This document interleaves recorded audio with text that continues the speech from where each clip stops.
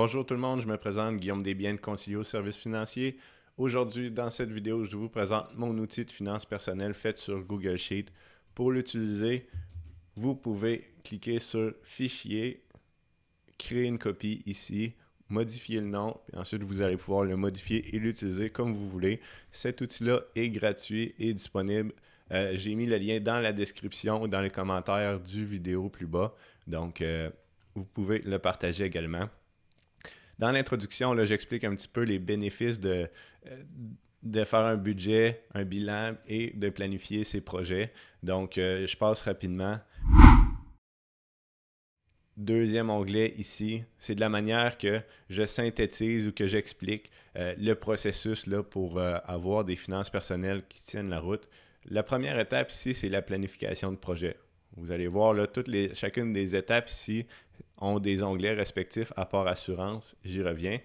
Dans la première étape, c'est de planifier les projets. Qu'est-ce qu'on veut faire avec nos sous? On détermine une échéance, un montant. Ça nous donne un montant qu'on doit épargner à chaque mois pour atteindre notre objectif. Le deuxième ici, c'est le bilan. Un bilan, c'est une photo de notre situation financière à une date précise. Si on en fait plusieurs dans des délais raisonnables, c'est-à-dire 2 fois par année ou 4 fois par année, on prend une photo, plusieurs photos dans un ordre chronologique de la même scène, ça raconte une histoire. C'est comme un film. On met ça en contexte, puis ça nous permet là, de voir qu'est-ce qui fonctionne bien et qu'est-ce qui fonctionne moins bien dans notre situation financière. Et le bilan, ça prend un gros 8 minutes à faire à peu près. Fait que ça vaut pas la peine de s'en passer. Là. Pour moi, c'est l'élément le plus important là, pour monitorer sa situation financière personnelle. C'est plus important que le budget, à mon avis. Ensuite de ça, c'est le budget. Un budget, là, en fait, le vrai nom, c'est un budget prévisionnel. C'est des budgets, c'est des dépenses et des revenus qu'on anticipe recevoir ou faire dans le futur, là, dans les 12 prochains mois, dans la prochaine année, combien on pense dépenser pour nos vêtements, pour Internet, pour notre loyer, notre hypothèque. Fait que c'est des dépenses prévisionnelles. Ce n'est pas des dépenses qu'on a faites par le passé. Ça, c'est autre chose, on va le voir tantôt. Il y a deux manières de faire un budget. Il y a la méthode conventionnelle où on entre nos revenus, nos dépenses, puis le résultat, c'est la liquidité disponible pour épargner, pour financer des projets, pour atteindre nos objectifs. Ça, c'est la méthode longue, là, parce qu'on doit monitorer, suivre chacune de nos dépenses pour avoir une bonne idée de notre situation financière. Par contre, c'est la méthode qui nous donne le plus de précision par rapport à qu'est-ce qu'on fait avec chacun de nos dollars gagnés. Où est-ce qu'on dépense chacun de ces dollars-là. C'est la méthode longue, douce et précise. La méthode courte, brutale et approximative, c'est l'option 2, où on a des revenus, on épargne un certain montant, et la différence, c'est ce qu'on dépense. Okay? Quand on comprend bien cette méthode-là, on n'a aucune idée d'où est-ce qu'on dépense. On sait combien on dépense, mais on ne sait pas où s'en va cet argent-là. Puis on peut y aller à tâtonnement avec cette méthode-là, c'est-à-dire qu'on peut commencer à épargner par exemple 200$ par paye dans notre CELI.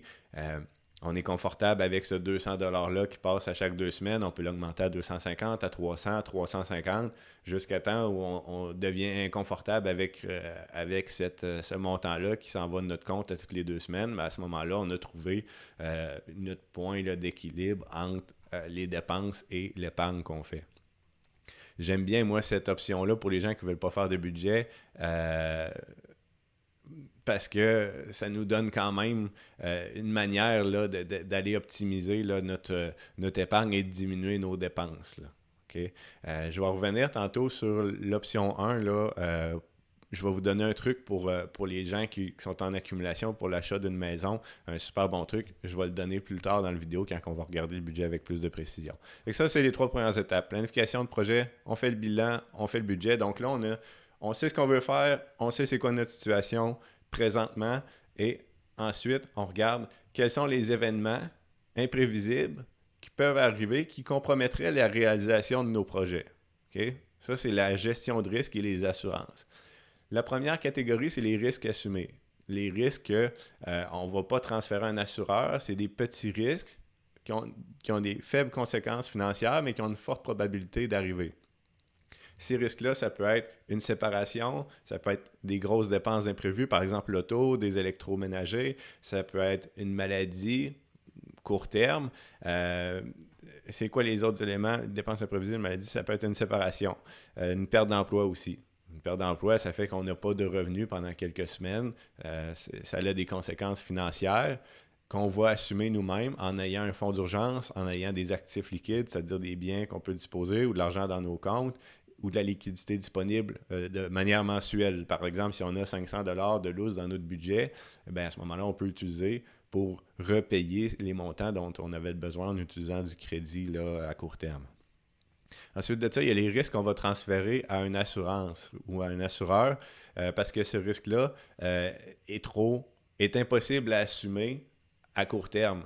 C'est-à-dire que si, par exemple, je deviens invalide aujourd'hui à 34 ans, ben j'ai pas l'argent dans mon compte chèque pour financer mes dépenses jusqu'à 65 ans. Il faudrait que je sois millionnaire pour ça. Malheureusement, je ne le suis pas.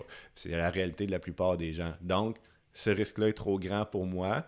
Même si les probabilités sont faibles, les conséquences financières sont énormes. Donc, je vais transférer ce risque-là à un assureur. Je vais donner de l'argent chaque mois à cet assureur-là. Puis si jamais ce risque-là survient, ben c'est l'assureur qui va me payer à ce moment-là. Fait que ça, c'est le genre de risque qu'on va transférer à l'assureur. Les principaux risques à transférer sont justement l'invalidité de moyenne à longue durée. Ensuite de ça, c'est le décès d'un conjoint quand on a des enfants à charge. Okay? Quand on n'a pas d'enfants à charge, on est tous des adultes, même si on a un conjointe, à ce moment-là, notre conjoint peut, par exemple, vendre la maison, trouver quelque chose de moins dispendieux, diminuer son coût de vie, mais ça n'a pas d'impact sur des personnes là, qui sont à notre charge, justement. Là. Donc, c'est moins important d'avoir une assurance vie quand on n'a pas de personne à charge, même si ça peut avoir une certaine utilité. Et l'autre élément qu'on peut transférer, qui est un risque, je vous dirais, entre le risque assumé et le risque transféré, c'est la maladie grave. C'est plus un complément à l'assurance invalidité. L'assurance invalidité étant la plus importante. Ensuite, l'assurance vie pour personnes à charge. Quand on a des personnes à charge, ensuite de ça, c'est la maladie grave là, qu'on peut transférer à un assureur. Un coup que notre stratégie là, de gestion de risque est déterminée, on sait quels risques on assume, comment on va les financer, quels risques on les transfère, c'est-à-dire qu'on achète une assurance. À ce moment-là, on peut retourner dans notre budget pour modifier nos dépenses. Ensuite de ça, c'est l'investissement. Souvent, les gens veulent sauter directement à cette étape-ci sans faire les étapes précédentes, mais ça ne nous donne pas une bonne idée de qu'est-ce qu'on veut faire avec les sous et c'est quoi notre capacité d'épargner. Donc, c'est important quand même de faire les étapes précédentes et de s'assurer qu'on a une bonne stratégie de gestion du risque pour éviter de venir fouiller dans nos placements si jamais il nous arrive là, un risque que c'est nous qui assumons. Là. Ensuite de ça, dans les placements, il y a le choix de placement qui est en fonction de notre profil d'investisseur et de notre situation financière personnelle. Si on a une situation financière qui est précaire, ben à ce moment-là, on ne peut pas aller prendre une grande quantité de risques dans nos placements parce que si il nous arrive une bad luck, ben là, il faut aller chercher des sous dans notre placement. Puis si les placements sont en perte de 10, 15, 20%, ben là, on vient de perdre, on vient de cristalliser une perte. Ensuite de ça, la fiscalité dépend aussi de notre planification de projet. Là, dans quel compte, quel est le meilleur compte fiscalisé, là, REER, CELI, CELIA, pour atteindre notre objectif. Fait que c'est un élément important. Ensuite, on automatise tout ça. On a 200 $ par paye qu'on veut mettre de côté pour réaliser notre projet, on l'automatise. Ça vient faciliter grandement là, la réalisation du projet et la planification. Ensuite, l'accumulation rendement, là, c'est avec le temps. On met notre 200 $ à toutes les 2 semaines, on fait 4, 5, 6% de rendement là-dessus, l'intérêt composé, on laisse le temps faire son travail et l'intérêt composé faire son travail également. Puis, aux années, on révise. On révise notre projet, notre budget, notre bilan. Nos assurances, normalement, ça ne bouge pas beaucoup. Là. Quand on a bien fait notre travail en amont, à moins que notre situation change, mais si la situation ne change pas, là, c'est sur le cruise control un petit peu. Et donc, on est en révision et puis avec le temps, ben, on tombe en réalisation de projet. C'est-à-dire qu'on l'achète finalement, la fameuse maison. Là. Donc, puis un coup que c'est fait, qu'on a réalisé notre projet, on retourne là, à la planche à dessin et qu'est-ce qu'on veut faire avec nos nouveaux sous disponibles. Là, on a fini de financer ce projet-là, ben on devrait avoir des sous disponibles ou en tout cas, on devrait revoir notre situation. Là. Si par exemple on a acheté une maison, ben là, on va savoir vraiment c'est quoi les dépenses réelles, fait qu'on peut revoir notre budget. Mais tu sais, on retourne, c'est un état qui est dynamique, là, les finances personnelles. Là. La feuille projet ici, c'est ici qu'on vient mettre vraiment, qu'on se vide la tête. Là. Qu'est-ce qu'on veut faire avec nos sous? Dans la case A, on vient indiquer c'est quoi notre projet. Ici, j'ai mis des idées en fonction de différents thèmes. Là. Par exemple, famille, travail, affaires. Ici, c'est plus financier, vacances, centre d'intérêt. Puis c'est plus des aspects légaux. Là. Ensuite, le montant qu'on a besoin, l'échéance en nombre de mois, le montant qu'on a déjà dans notre compte chèque ou notre compte dans lequel on veut accumuler et la différence entre les deux. Ça nous donne le montant qu'on doit mettre de côté là, par mois. Ici, j'ai mis là, une priorité. Si jamais vous voulez l'utiliser, ce n'est pas nécessaire. Fait qu'on peut avoir 1, 2, 3, 4 projets ou objectifs. C'est sûr qu'à un moment donné, c'est les ressources qui manquent, là, mais c'est bien de les mettre quand même, de se vider la tête. Par exemple, un gros voyage qu'on veut faire dans 15 ans, mais même si on n'accumule pas d'argent présentement, c'est bien de l'inscrire pareil. Ici en bas, c'est seulement pour avoir un visuel d'où on en est avec notre accumulation pour atteindre cet objectif-là. On voit il y a un gradient à barre ici, là, comme un thermomètre. Là. Fait que je répète, là, c'est le fonds d'urgence, la date initiale là, qu'on veut le faire, dans combien de temps, le montant nécessaire, le montant qu'on a présentement. Ici en bas, c'est au cas où il y a un petit pépin avec le graphique. Là, simplement peser sur les 3 points ici, modifier le graphique en français. Puis on a les séries. J'écris la série 1, les séries actualisées. La série 1, c'est les dollars actuels. Les dollars actuels, c'est ici, c'est la case F. Fait que F16, on met ça ici. Puis la deuxième à utiliser, c'est la F17. F17, c'est la différence entre les deux. Fait que c'est le 3000 et le 2000. Il faut les faire dans le bon ordre pour que ça fonctionne, mais c'est relativement simple à utiliser. Fait que ça, c'est une page importante qu'on vient réviser quand nos idées changent, quand on veut savoir où on en est rendu. On revient sur cette page-là, puis on est sur notre planche à dessin ici. Ensuite, le bilan, c'est mon outil de finance personnelle préféré, le bilan, ou mon indicateur préféré. Dans le bilan, c'est ici qu'on inscrit nos actifs, nos passifs, puis ça nous donne notre valeur nette. Okay? J'ai fait des sous-catégories pour nous aider à comprendre toutes les données qu'il y a à l'intérieur du bilan parce que elle est là, la magie du bilan. Quand on comprend comment analyser les informations, ben c'est là qu'en très peu de temps, on peut aller rechercher là, des informations super utiles. Fait que dans le fond, la première sous-catégorie, c'est les actifs liquides. Les sommes disponibles à court terme, si jamais on a besoin d'argent, c'est ici. Compte opération, compte épargne, le CELI, des placements non enregistrés, puis d'autres actifs liquides. Ici, on a un total. Ensuite de ça, les actifs non liquides, c'est-à-dire c'est tous les placements enregistrés, fonds de pension, régime épargne-études, le CELIAP. Je l'ai mis ici parce que si on fait un retrait de notre CELIAP sans se qualifier, si vous voulez plus d'informations sur le CELIAP, j'ai fait une vidéo là-dessus aussi. Je vais mettre le lien dans la description également. C'est ça, si on fait un retrait non admissible du CELIAP, à ce moment-là, on a de l'impôt à payer comme si on fait un retrait réel, fait que je l'ai mis dans les actifs non liquides, mais si on se qualifie comme un premier acheteur, un acheteur d'une première habitation, c'est-à-dire, ben là, c'est des retraits non imposables. Il y a des actifs non liquides. Le total des actifs non liquides, excusez. Ensuite de ça, l'immobilier.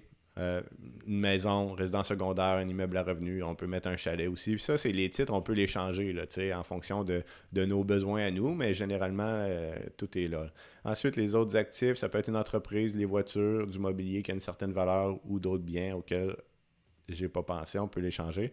Ensuite de ça, j'ai mis la grosse ligne noire, là, c'est pour faire la différence entre les actifs et les passifs. Nos dettes à court terme, ça ici, cette catégorie-là, il faut faire attention, il faut s'assurer que ça ne monte pas trop, là, que ça reste relativement stable ou en tout cas qu'il y ait une explication si jamais ça monte. Des impôts Pour les travailleurs autonomes comme moi, on a des soldes d'impôts à payer là, plusieurs fois par année ou une fois en fin d'année. Nos cartes de crédit, marge de crédit, prêts personnels, autres dettes. Tu sais, ici, carte de crédit, là, moi j'en ai deux, j'en utilise plus une que l'autre, mais on peut les additionner, là, mettre les deux soldes dans la même. On peut aussi ajouter une colonne et mettre deux cartes de crédit si on préfère, mais on peut les combiner. Là. Ça fonctionne, c'est le même type de crédit avec des taux d'intérêt similaires, là, donc ça fonctionne si on les combine aussi.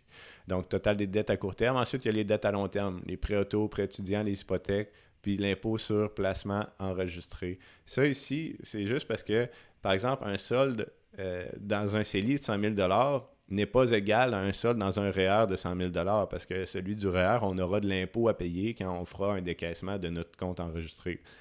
J'ai mis 30% là, de taux. Avec ce taux-là, on ne se trompe pas, mais tu sais, quelqu'un qui a des revenus plutôt faibles, ben, c'est probablement moins que 30%. Puis quelqu'un qui a des bons revenus, qui a un bon solde dans son compte enregistré ou dans son fonds de pension, ben, c'est peut-être plus que 30%. Mais tu sais, en général, on ajoute de la précision en mettant cette colonne-là.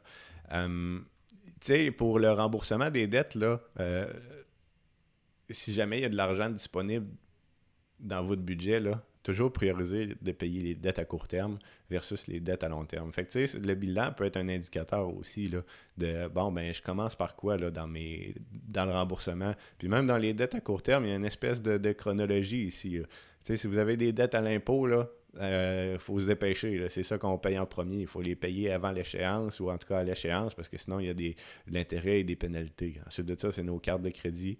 Marge de crédit, prêt personnel, ça dépend de vos taux d'intérêt sur chacun de ces prêts-là. Ça peut être interchangeable.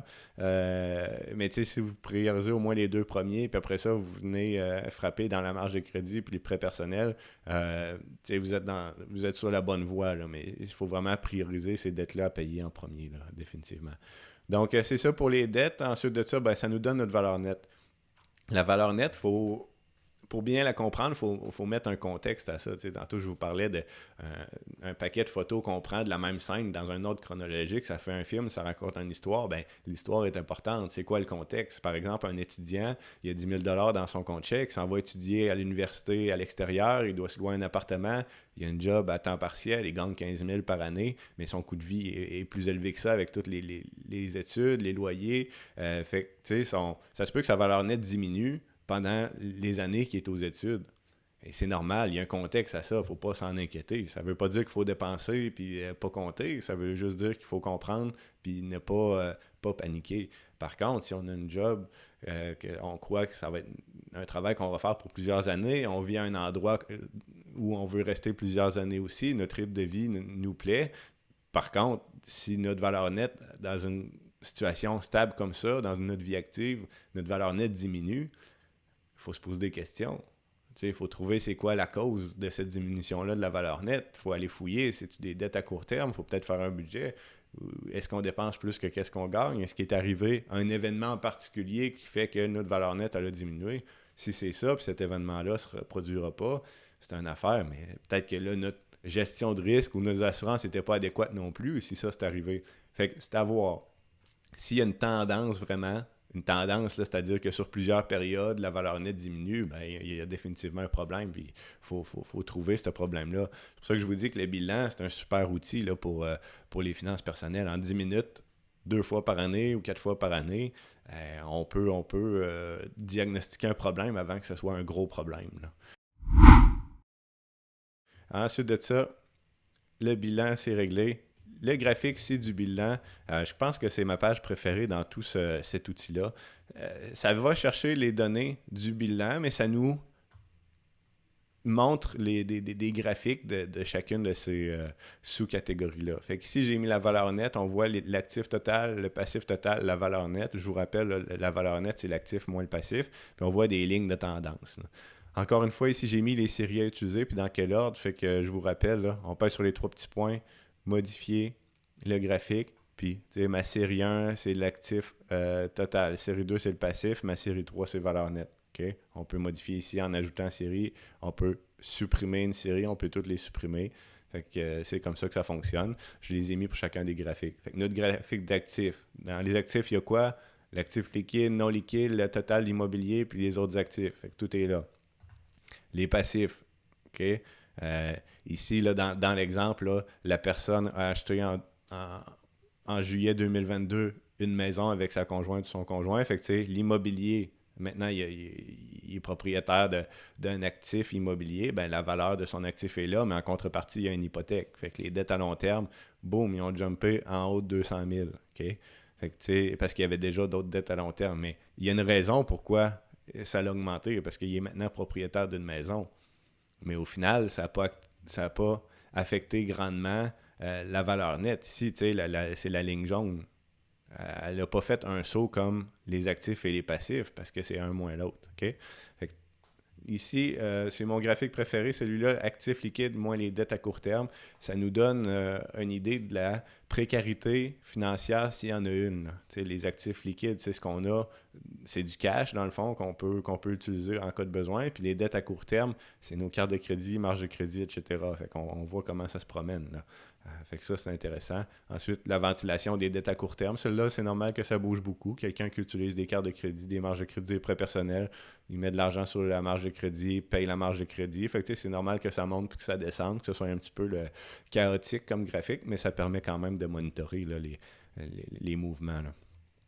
Ensuite, les actifs liquides, c'est le cash, comme je vous parlais tantôt. Les dettes à long terme, on voit l'hypothèque ici qui est apparue. Les actifs non liquides, dans le fond, ici, ce qu'on voit, c'est la variation des placements essentiellement. Là, c'est pas qu'il y a eu un retrait nécessairement, mais les placements ont baissé pas mal. Ça, c'est pendant la COVID. Puis là, ça remonte tranquillement. Ensuite de ça, l'immobilier, c'est la maison.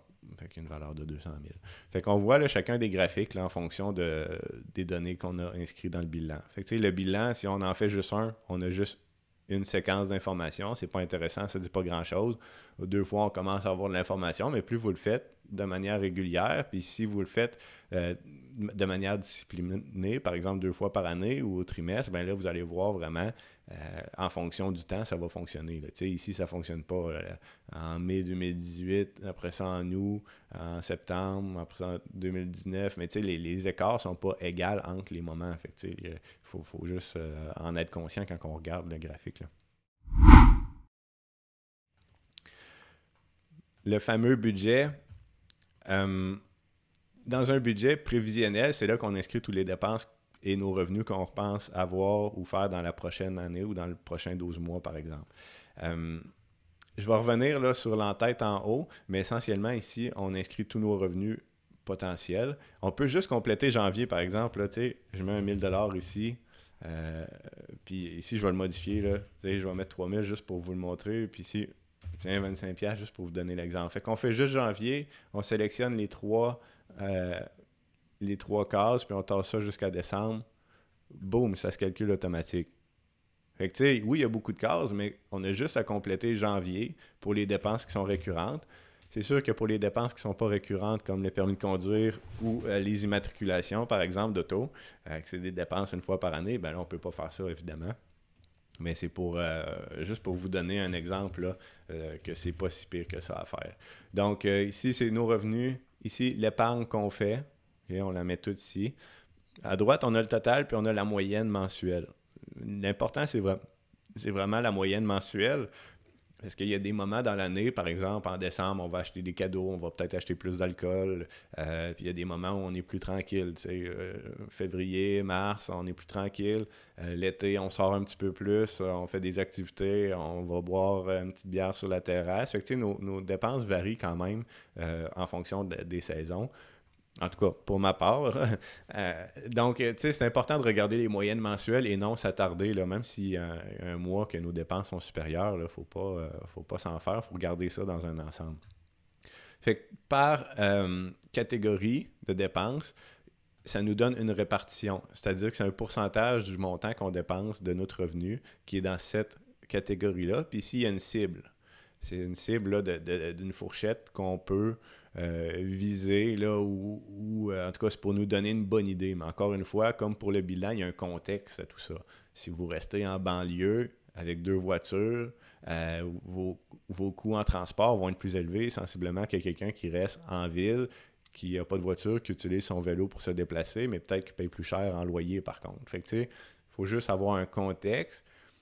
Ça va aussi dépendre du revenu familial. Tu sais, dans les extrêmes, ça ne fonctionne pas non plus. Deux médecins qui gagnent chacun là, 400 000 par année, mais la proportion qui va être attribuée, par exemple, à l'alimentation pour une famille qui a un revenu familial de 800 000, ça va être un pourcentage minime par rapport à une mère monoparentale avec trois enfants, trois ados, disons, qui mangent beaucoup.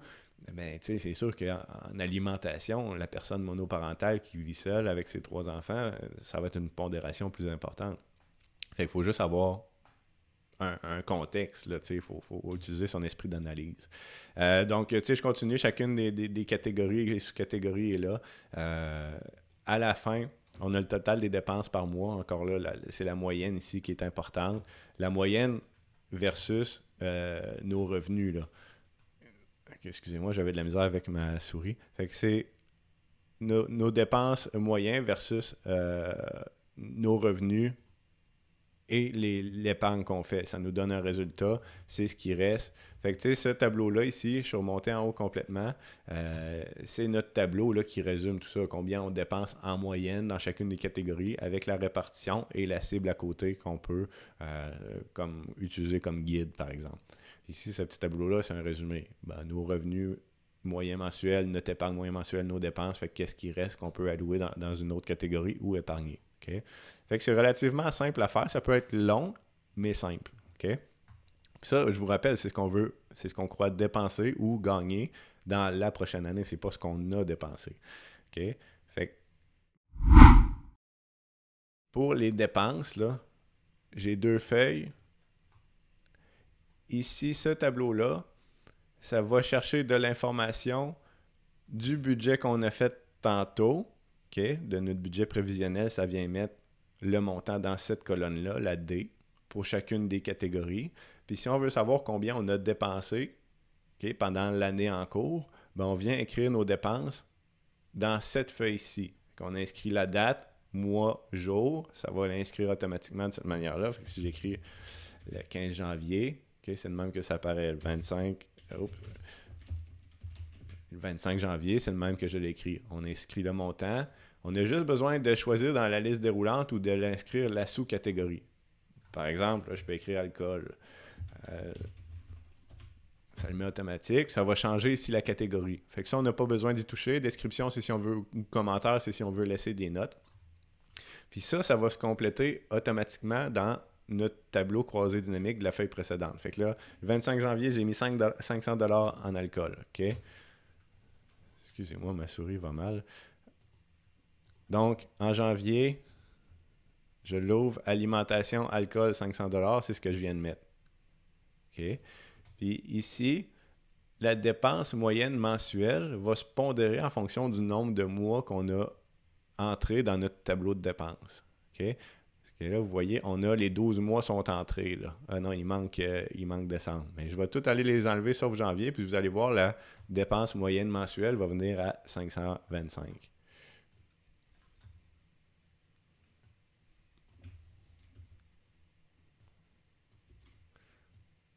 Okay, je les enlève toutes. Boum, tout est parti.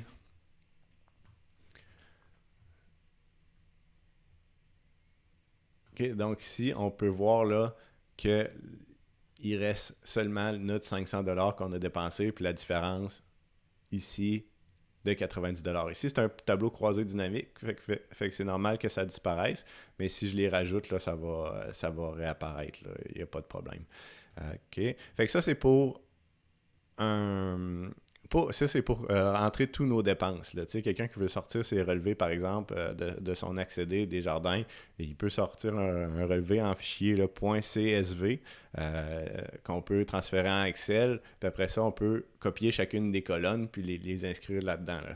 Ça peut être quand même rapide, ou sinon on peut les pitonner là, à la main chacune de nos dépenses.